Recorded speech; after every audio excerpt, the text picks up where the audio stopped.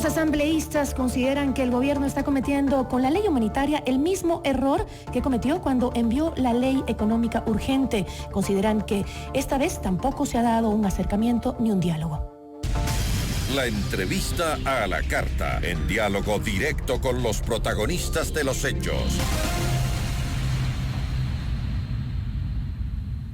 13:15. Saludamos a Juan Sebastián Roldán, secretario de Gabinete de la Presidencia. ¿Cómo está? Muy buenas tardes. Gracias por acompañarnos.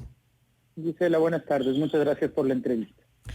¿Qué es lo que está pasando? Incluso desde la bancada de gobierno, Jimena Peña, leía hoy en redes sociales que decía que cómo esperan tener un buen resultado si es que están haciendo las cosas una vez más, tomando las decisiones de manera vertical, sin dialogar, sin llegar a consensos previos, sino que, como antes lo hicieron, mandan simplemente la ley. Gisela, muchas gracias por la entrevista nuevamente. Como usted sabe, la mayor parte del gobierno estamos dedicados a trabajar en el territorio. Visitamos con el vicepresidente más de 28 hospitales ya. Esos hospitales ya son parte de lo que nosotros habíamos ofrecido a los ecuatorianos, y es recorrer con ellos y con la gente que está en primera fila, en la trinchera, todos los espacios que sean necesarios. Otra parte del gobierno diseñó la ley. Esa ley está hoy día en discusión en la Asamblea. Precisamente la Asamblea es el lugar y es el centro de la discusión de los temas políticos, que es lo que hemos planteado. Por eso no comprendo muy bien a quienes plantean que no se ha discutido la ley, cuando precisamente eso es lo que está sucediendo. La ley se está discutiendo y es una ley que es fundamental para el futuro del Ecuador. ¿Están encontrando muchas trabas justamente entre los bloques legislativos para que den paso a esta, sobre todo al tema de la contribución en la ley? Nosotros estamos pidiendo que los que más tienen, más aporten, es decir, el 1% de las empresas, que son los que ganaron $1 millón hace 2 años, $1 millón, una utilidad de $1 millón, apoyen al resto de las empresas, que son las empresas que son pequeñas hoy día y que son las que necesitamos que tengan el aporte y el apoyo de estas grandes empresas. ¿Por qué? Porque necesitan pagar nómina, porque necesitan capital de trabajo, y nosotros esperamos que ese aporte vaya directamente a una cuenta humanitaria manejada por privados, ni siquiera pasa por el sector público. Y que los que tenemos empleo, aquellos que tenemos un sueldo fijo a fin de mes, apoyemos a aquellas personas que necesitan hoy día comer, las personas que hoy día necesitan tener la posibilidad de llevarse un pan a la boca. Es decir, aquí, Gisela, lamentablemente estamos pagando el error de no haber tenido ahorros en el pasado. Miren lo que hace Colombia, lo que hace Perú, ponen $10.000 millones en la economía y no necesitan pedir esfuerzos a los ciudadanos de esos países. Nosotros lo tenemos que hacer porque lamentablemente en 10 años no se ahorró nada, se seriaron todo. Y hoy lo que nos corresponde es pedir solidaridad y generosidad. Hay personas a las que le molesta, nosotros lo comprendemos. Posiblemente yo mismo, estando fuera, me molestaría que me piden apoyo en una situación tan difícil, pero después de escuchar la explicación de que hay personas que están pasando hambre, y yo mismo los he visto en Guamaní, en Atucucho, en Quito, en Monte Sinaí, en el Guasmo, en la Trinitaria, hoy sé que parte de mi sueldo puede apoyarles y estoy seguro que eso sería fundamental para que su vida siga adelante. Ahora, ¿están abiertos a aceptar cambios que propongan los asambleístas a la ley? Nosotros respetamos a los otros poderes del Estado y los otros poderes del Estado tienen el derecho de plantear las divergencias que tengan y nosotros de hacer lo que la ley nos permita también hacer al respecto de estas divergencias. Pero, por ejemplo, habían propuestas que decían tal vez que no se empiece a pedir el aporte desde gente que gana sueldos tan bajos como hasta $500, sino que pueda ser de $1,000. Es decir, ¿están dispuestos a ese o simplemente quieren que la ley vaya como vaya? Porque también hay que recordar lo que ha pasado en el pasado, ¿no? Cuando se permitieron los cambios que la Asamblea proponga para la ley, o más bien intentando que se acepte que la Asamblea dé paso a la propuesta de ley, me refiero al caso de la ley económica urgente que se planteó. Al final la ley fue simplemente, le quitaron todo el concepto, el grueso de la ley y dejaron lo que era políticamente correcto y al final pues no se logró nada. En cambio ahora, ¿cuánto van a permitir que se pueda cambiar dentro de esta ley humanitaria? ¿O simplemente va como va?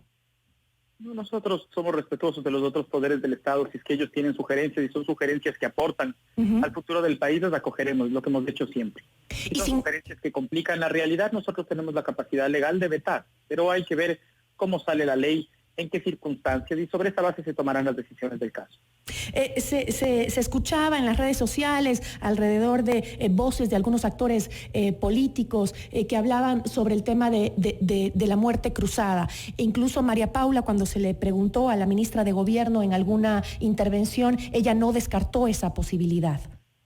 ¿Qué piensa usted al respecto? La ministra de Gobierno, ¿cuál fue el criterio por el que planteó lo que planteó? Nosotros en el Gobierno estamos concentrados, como le dije, de visitar el territorio por un lado y de que la ley pase para que pueda apoyar a los ecuatorianos. El que tengamos una ley que genere acuerdos para nosotros trabajar en conjunto es lo fundamental. Ya no podemos vivir con leyes que son camisas de fuerza, que no nos permiten movernos. Hoy tenemos que lograr que aquella persona que tiene un almacén que vende motos pueda llegar a acuerdo con los que le deben para pagar las motos, porque no quiere quedarse con 4,000 motos en el almacén pudriéndose.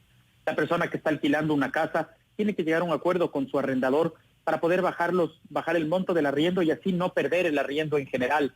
La persona que tiene el empleado que está trabajando en una fábrica y su empleador le dice, mira, busquemos otras horas, veamos otro margen para el tema de los pagos, tiene que tener la apertura para poder aceptarlo y no caer en el desempleo. Es decir, es el momento de pensar en los acuerdos como el elemento de solución de las divergencias, y nosotros estamos seguros de que eso va a pasar en la ley. Ese es el núcleo de la ley. Y lo otro es una cuenta humanitaria manejada por privados. Los empresarios ayudan a los empresarios, los ciudadanos a los ciudadanos. Son las personas que ganan más de $1 millón.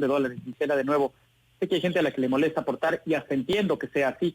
Lamentablemente la realidad de nuestro país nos obliga a que tengamos que poner dinero de los empresarios, dinero de los ciudadanos. El Papa Francisco decía hace 2 semanas en una entrevista que en el sálvese quien pueda, todos terminamos muertos. Nosotros planteamos que nos salvemos todos. Esa es la receta que plantea el gobierno. Pero parece que no todos están al tanto, no todos la ven así, y sobre todo la Asamblea, que por cierto ha sido muy criticada en las últimas semanas por su accionar, y hoy está en la mira de los ciudadanos justamente con su actitud frente a esta nueva ley, porque ha sido muy criticada, sobre todo en redes sociales, por su accionar. Pero parece que la Asamblea no está muy conforme, no está muy claro en ese mensaje que llega desde el gobierno de unidad, ¿no? Incluso en la misma bancada de gobierno. Estamos viendo muchas diferencias y muchos cuestionamientos justamente a lo que implica la ley humanitaria.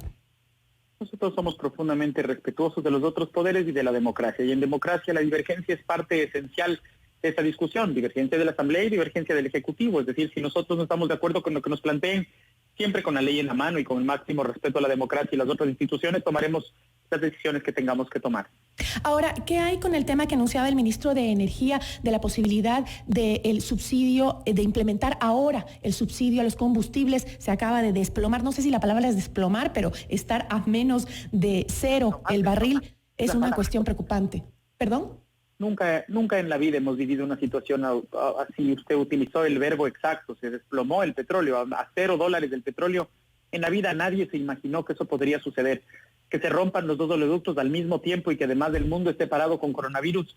Junte usted todas esas posibilidades y eso sería una catástrofe en cualquier parte del mundo. Los países que tienen ingresos estables, los países que tenían ahorro, ya están viendo el coronavirus como una catástrofe. El Ecuador está peor, porque hoy día no solamente estamos frenteando a un virus mundial que está matando gente, y como le digo, nosotros en los hospitales lo estamos viendo. En el gobierno no nos quedamos detrás de un comunicado o en una grabación de Skype, estamos en los hospitales con la gente, con los médicos garantizando que tengan protección, con los ciudadanos preguntando cuál es su situación y tratando de cambiar esa situación. Pues bien, eso no basta. La situación económica es tanto o más grave y necesita de un compromiso tanto o más grande de los ciudadanos. ¿Qué significa eso? Sacar de nuestro bolsillo para ayudar a quien no tiene. Yo sé que hay gente a la que le molesta y es comprensible. Sin embargo, no tenemos otra alternativa. La una es sacar del bolsillo para ayudar y la otra es que venga dinero fresco de afuera. Es lo que logramos con haber pagado $340 millones hace 3 semanas. Hemos logrado ya $820 millones para no pagar nada más de deuda hasta agosto, y estamos haciendo lo inteligente, lo racional, lo mesurado, lo que le corresponde hacer un gobierno en una situación de crisis. No me ha respondido. Entonces, si vamos a eliminar los subsidios, ¿se van a focalizar? ¿Cuál va a ser la actitud? Parte de la discusión es qué hacer con los subsidios. Usted sabe que hay una mesa técnica trabajando el tema de subsidios. Estamos trabajando en la focalización sobre todo de la gasolina extra, de nuevo, para que los que más tengan más paguen. Apenas tengamos una definición al respecto, la haremos pública. Hay una duda volviendo al tema de la ley humanitaria, sobre cómo se va a seleccionar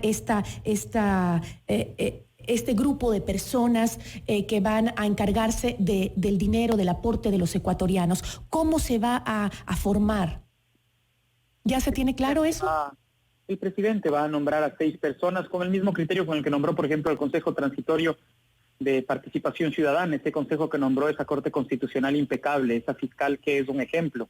Es decir, va a buscar gente independiente de distintos sectores de la patria, de distintos sectores políticos, productivos, sindicales, étnicos, para asegurar que el Ecuador esté representado en personas que desde el sector privado garanticen que ese dinero de las empresas se quede en las empresas y que ese dinero de los ciudadanos se quede en los ciudadanos.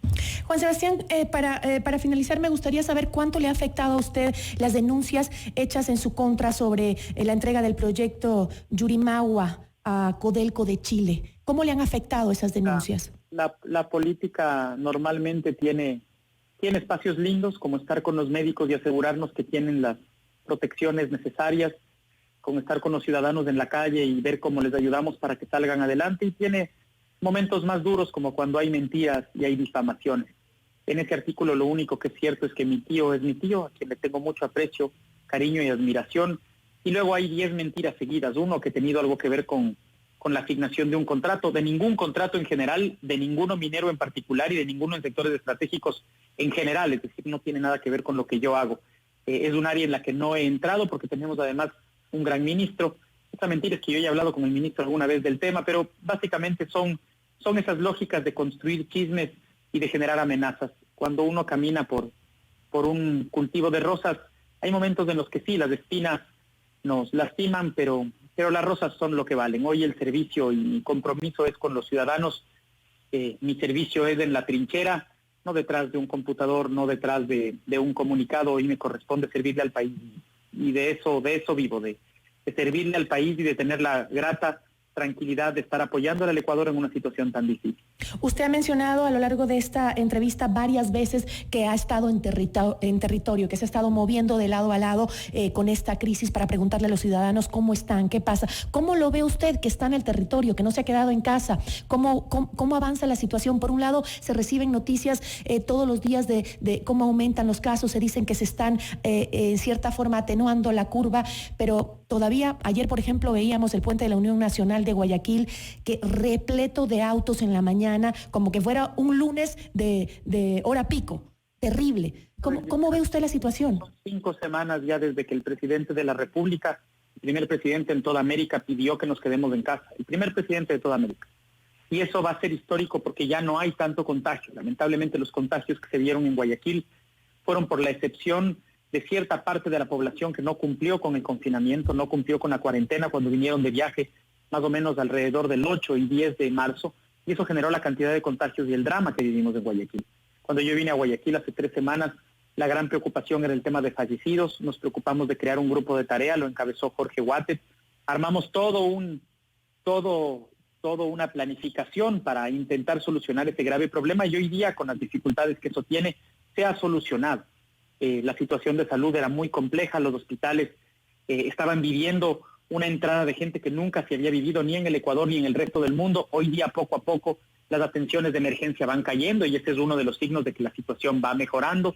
Los médicos todos hemos recorrido el país con el vicepresidente Otto, y Otto entra en todas las bodegas con nosotros para revisar que haya mascarillas, que haya visores, que haya trajes. Es decir, nosotros estamos preocupados porque la situación salga adelante y estamos preocupados por cumplir con los ecuatorianos ahí donde nos necesitan. En una guerra está bien que la gente dé sus criterios desde el escritorio y desde las oficinas. Nosotros esta guerra la estamos enfrentando desde el territorio, que es nuestra obligación. Hoy todos los hospitales están completamente dotados de lo necesario para cuidarse y para trabajar con los enfermos.